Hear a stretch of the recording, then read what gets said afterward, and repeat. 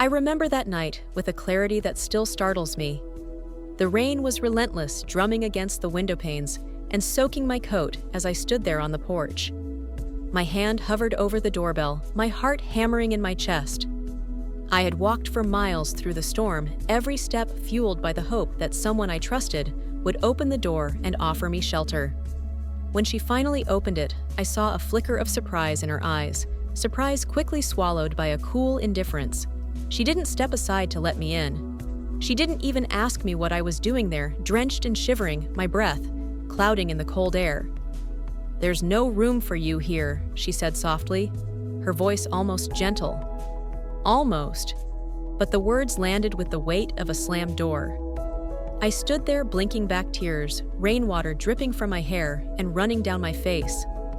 She looked at me as if I were a stranger who had stumbled onto her doorstep by accident. I opened my mouth to plead, to remind her of every moment we had shared, every late night spent talking, every kindness I had offered when no one else would. But my throat felt tight, my voice lost somewhere in the roar of the storm. "You should go," she said, her eyes flicking over my shoulder to the empty street behind me. "It's better for everyone." And with that, she closed the door. I heard the soft click of the lock sliding into place, final and cold. I stood there for a long moment, the rain soaking through to my skin, my heart pounding so loudly, I thought it might break. I wanted to bang on the door, to scream that I deserved better. But I didn't. I turned and walked away, each step echoing with the weight of everything I hadn't said. I don't remember how long I wandered that night. The streets were slick with rain, the world blurred and shimmering under the streetlights. I found myself thinking of all the times I had been there for her, how I had offered my shoulder to cry on my hands, to help with every burden. I thought of how easily she had closed that door on me, as if all those moments meant nothing.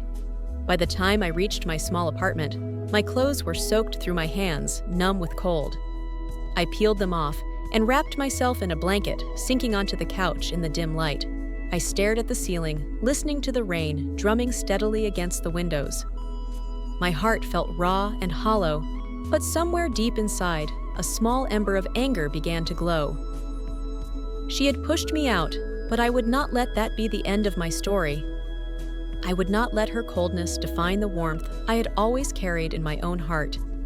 As I lay there listening to the storm finally begin to fade, I promised myself that I would find a way to move forward, that I would find a way to turn this night of rejection into the first step towards something stronger, something no locked door could ever keep out.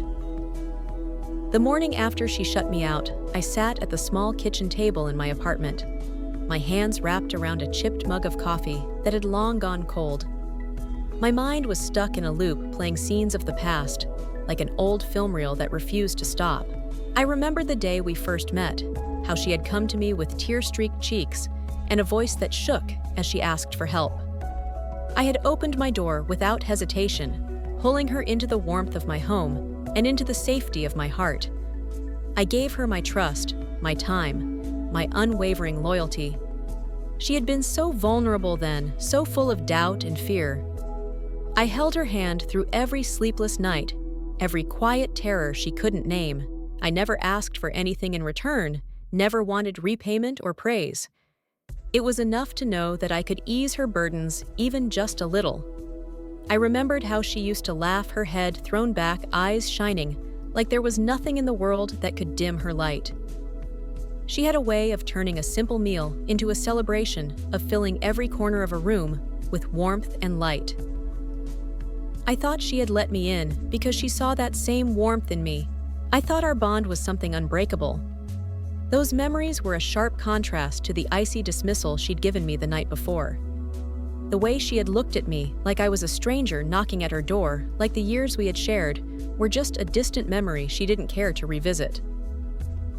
I tried to tell myself that maybe she was hurting too, that her coldness was a shield to protect herself from some fear she couldn't name.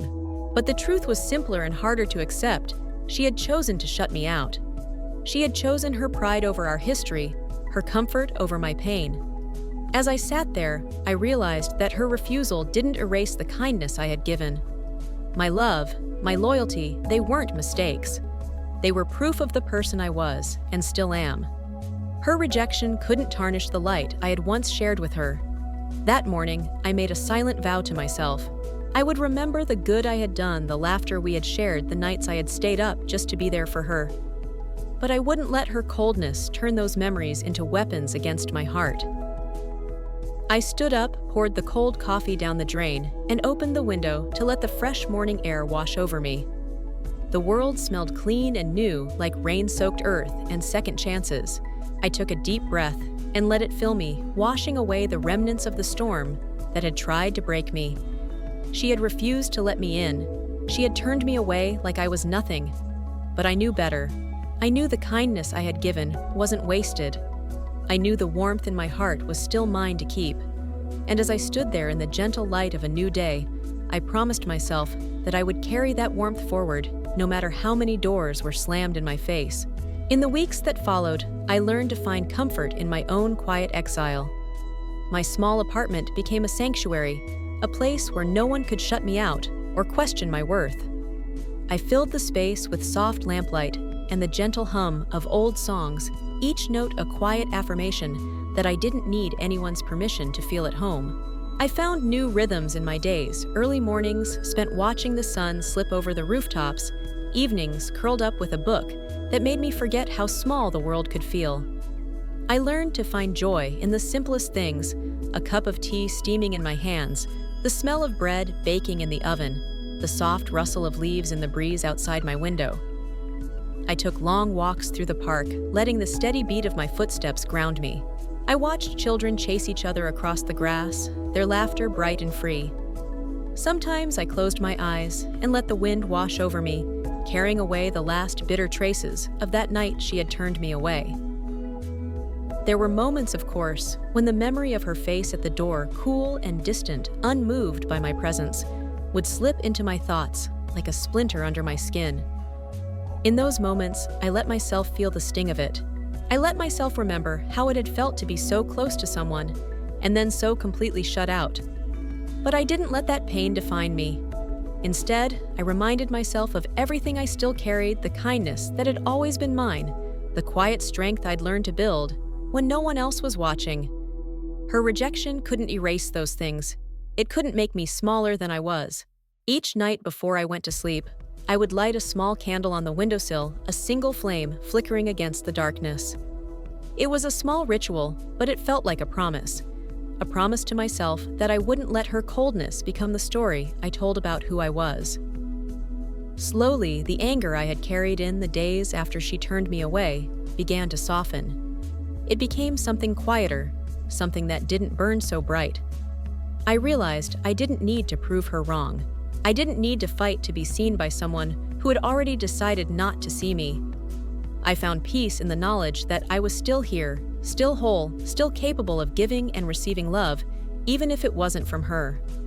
My life wasn't defined by her closed door. It was defined by every choice I made to open new doors for myself. There were nights when I still dreamed of her voice, the sharpness of it softened by the distance of sleep. In those dreams, she didn't turn me away. In those dreams, she opened the door and let me in, and everything was warm and safe and whole again. But when I woke, I didn't let those dreams become a weight I had to carry. I let them drift away like mist in the morning sun, leaving only the quiet certainty that I had survived her coldness and found a gentler place within myself. The months passed, and with them, the sharp sting of her rejection began to dull. My life slowly filled with small, steady joys that I claimed for myself. I found work at a cozy cafe down the street, a place that smelled like fresh bread and sweet pastries, where laughter flowed as easily as the coffee. Each morning, I tied my apron around my waist and stepped into the gentle chaos of clinking cups and warm smiles. The customers came to know me by name, and I came to know them by their orders and the quiet stories they shared. The old man who always asked for extra sugar in his tea, the young mother who stopped by after dropping her daughter at school. Each day, they reminded me that kindness could still be found in small, unexpected places. In the evenings, I returned to my apartment and let the stillness of it soothe me. I filled the shelves with books that had been gathering dust in secondhand shops, their spines worn and familiar. I hung small paintings on the walls, landscapes of green hills and golden sunsets that made the tiny rooms feel bigger than they were. I cooked meals that reminded me of home soups that simmered all day, bread that filled the air with warmth.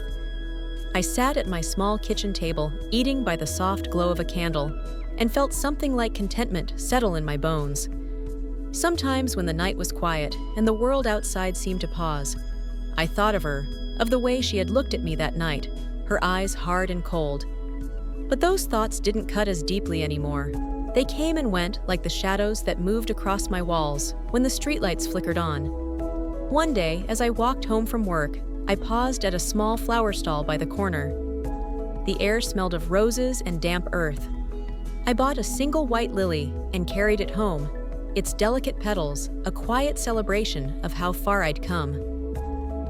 I placed it in a jar by the window, where the morning light could catch its beauty. I realized then that I had built something she could never take away from me.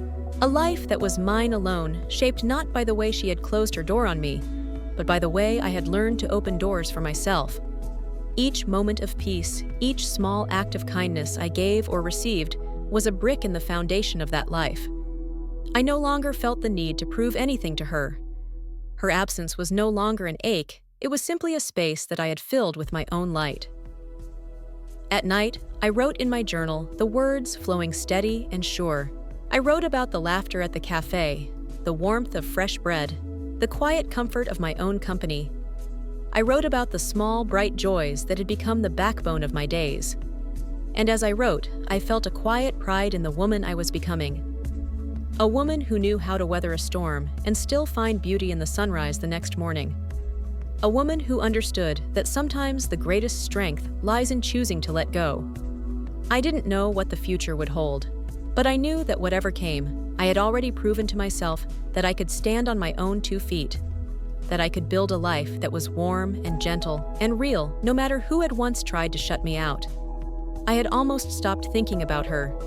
My life was quiet and full in a way it had never been before, and the edges of that old hurt had grown soft with time. But one morning, my phone rang and her name flashed across the screen like a ghost from another life. For a moment, I just stared at it, my heart thudding in my chest.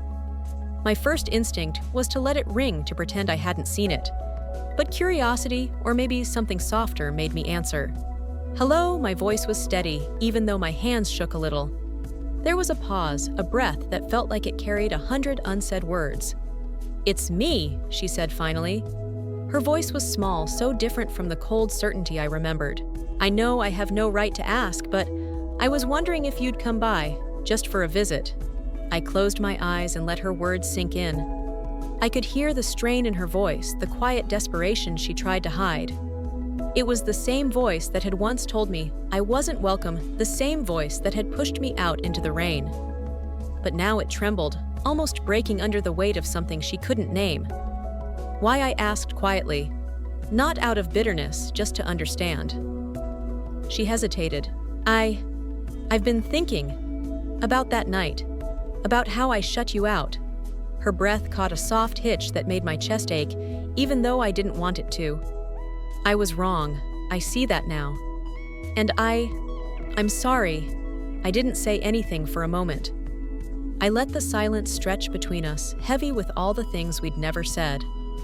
Part of me wanted to forgive her right then, to erase the hurt with a single word. But another part of me, the part that had grown strong in the quiet of my own life, knew that forgiveness couldn't be rushed. "I don't know," I said finally. "I need time to think about it." "I understand," she said quickly. I wanted you to know. I wanted you to know that I miss you, that I need you." There it was, the thing I'd never thought I'd hear from her lips.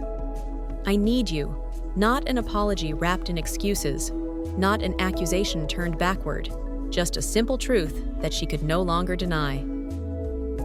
When we hung up, I sat for a long time with the phone still in my hand. Outside, the sun was rising, washing the world in gold and soft pink. It felt like a quiet promise, a reminder that even the coldest nights can give way to morning light. I didn't know what I would do.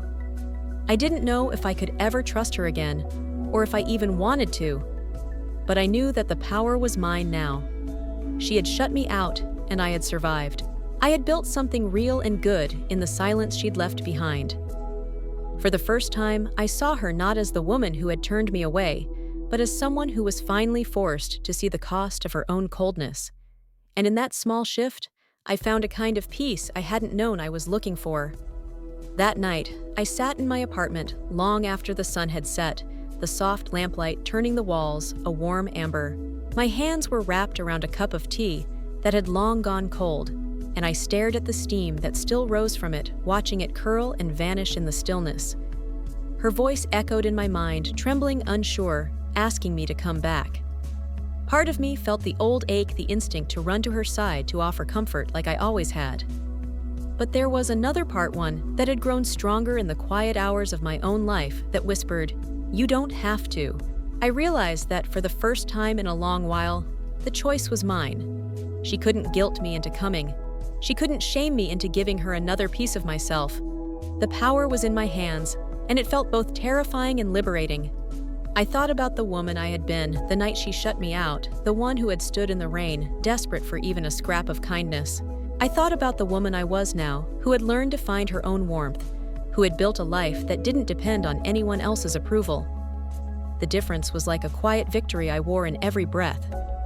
Still, the decision wasn't easy. My heart warred with itself, caught between the memories of the girl who had been so quick to forgive and the woman who knew that forgiveness wasn't something to be given lightly. I didn't want to be cruel, but I didn't want to lose myself again either. I sat with that uncertainty, letting it settle around me like a second skin. I didn't rush to answer her, didn't let her panic become my responsibility.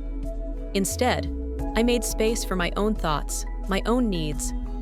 It was a kind of power I had never known before, and I held it close. The next morning, I woke early and went for a walk. The park was quiet, dew still clinging to the grass, the world hushed and waiting. I breathed in the crisp air, feeling it fill my lungs and settle the restless beating of my heart.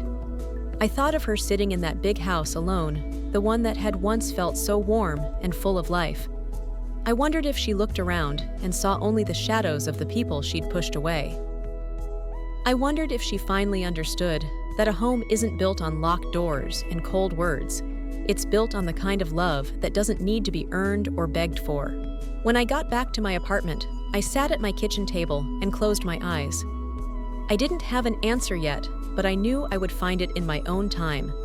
And when I did, it would be mine, not something she could take or twist to fit her story. Because that was the power of choice, the freedom to decide, not just where I belonged, but who I wanted to be.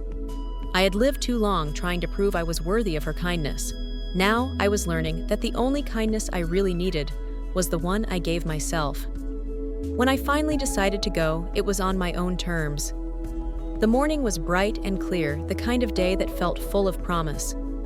I dressed simply, nothing that said I was trying to impress, nothing that said I was trying to hide. Just me, unadorned and sure. The walk to her house felt both familiar and foreign. Each step brought back memories of laughter and shared meals, of arguments and apologies that once meant something. But those memories didn't weigh me down like they used to. They were just part of the story, not the whole of it. When I reached her door, I paused for a moment, my hand resting on the cool brass of the doorknob. I took a deep breath and knocked softly, the sound of my knuckles against the wood, steady and calm. The door opened slowly, and there she was.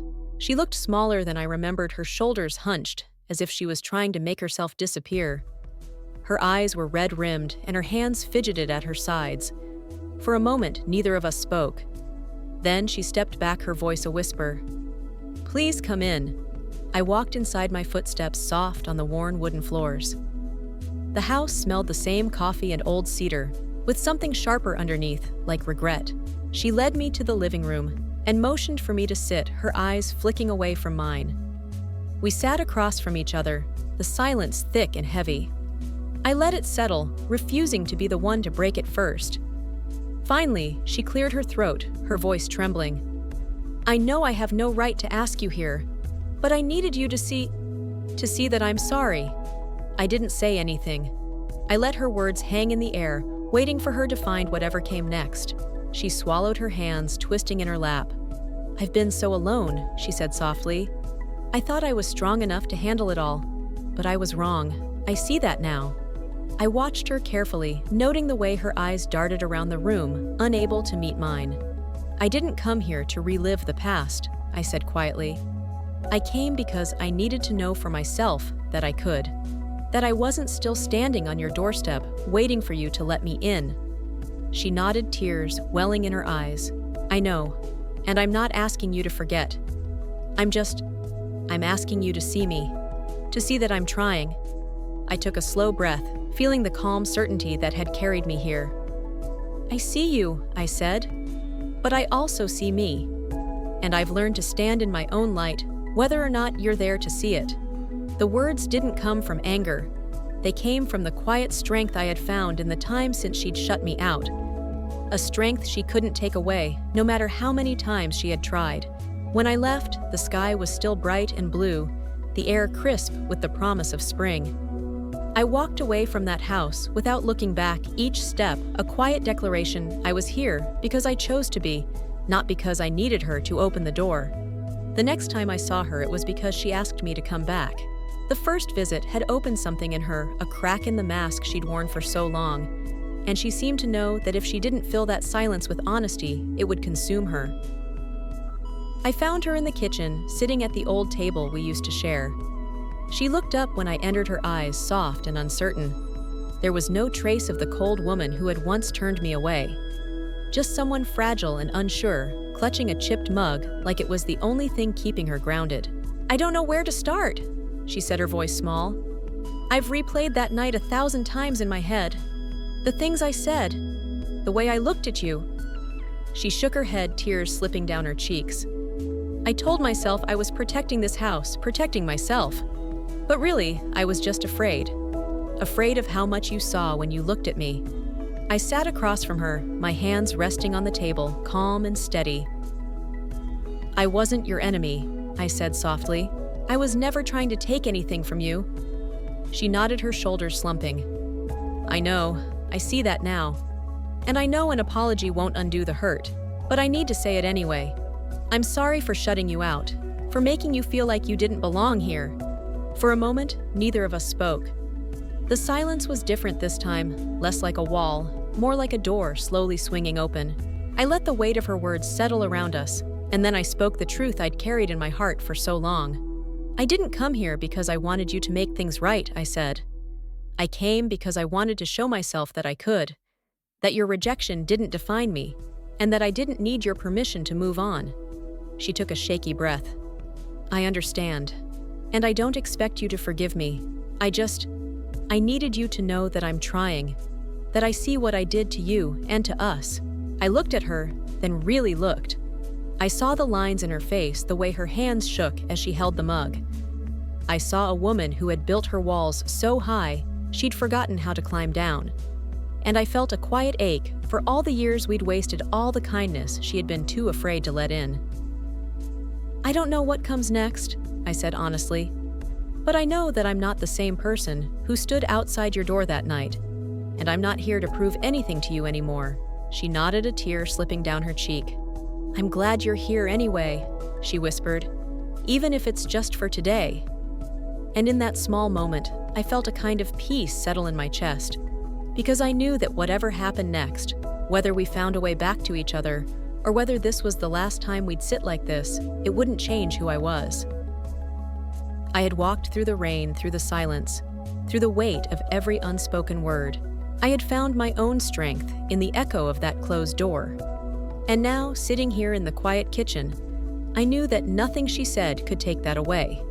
When I left her house for the last time, the sun was already setting, painting the sky in soft pinks and golds. The world felt gentle, like it was holding its breath, and for a moment, I let myself pause on the front step, feeling the quiet of it all. She stood in the doorway behind me, her face a mixture of regret and relief. I turned to her one last time, meeting her eyes without flinching. There was no anger left in me, no need to prove my worth or beg for a place in her life. I had found that place within myself. Thank you for coming, she said softly. Her voice was small, almost unsure. I know I don't deserve it. I nodded. I didn't come for you, I said calmly. I came for me, to see that I could stand in the place where you once pushed me out and know that it no longer defined me. She blinked, her mouth opening like she wanted to argue, but the words never came. And in that silence, I found my quiet victory.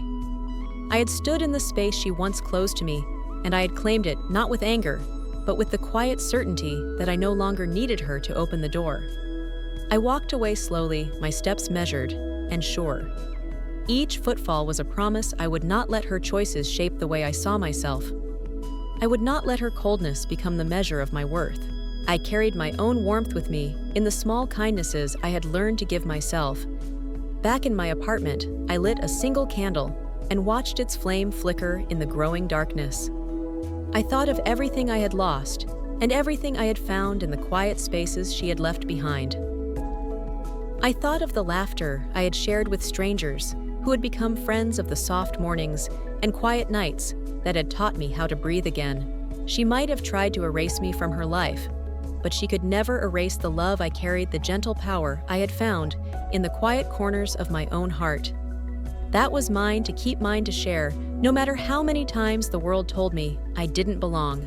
I smiled then, a soft curve of my lips that felt like a sunrise breaking over the horizon.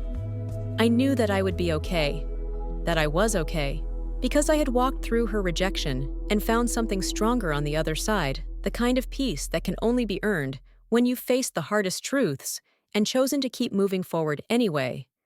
And if you've ever stood on the outside of someone else's door, waiting to be let in, only to find that the most important door was the one you opened in your own heart, tell me. Let's share our stories of quiet victories, of the soft strength that no one can take away.